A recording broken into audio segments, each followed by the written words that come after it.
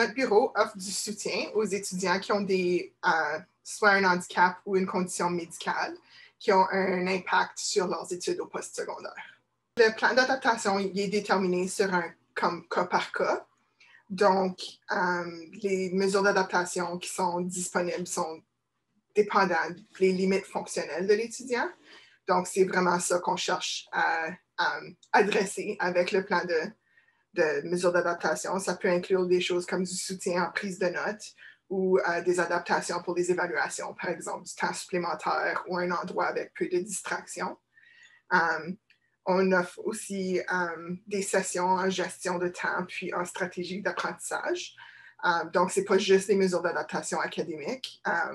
On aide aussi les étudiants à développer leurs habiletés académiques en général.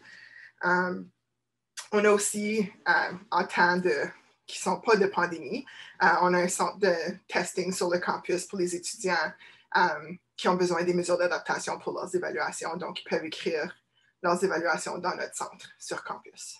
Donc, c'est simple. Tu as juste à contacter notre bureau. Puis là, notre admin va vous mettre en contact avec un aviseur ou une conseillère ou un conseiller en accessibilité. Puis à ce point-là, on fait un rendez-vous où on va passer à travers la documentation de l'étudiant s'il y en a déjà. Donc, il y a plusieurs étudiants qui ont un PEI au secondaire, puis ils s'attendent que ça les suit au post-secondaire, mais ce n'est pas comme ça que ça fonctionne.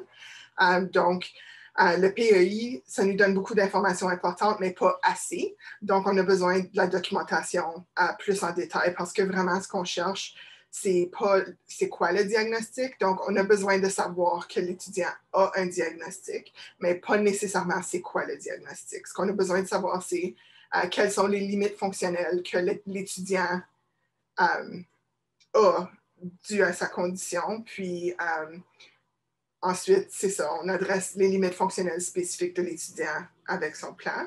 On a un document en ligne sur notre site web qui peut être rempli par le professionnel de la santé de l'étudiant. Mais si l'étudiant a déjà de la documentation en main, c'est recommandé qu'il contacte notre bureau avant de faire remplir le formulaire, juste parce que ça se peut qu'on n'a pas besoin d'informations supplémentaires. On peut être joint par courriel. C'est service d'accessibilité info à laurentienne.ca ou par téléphone qui est au poste 3324.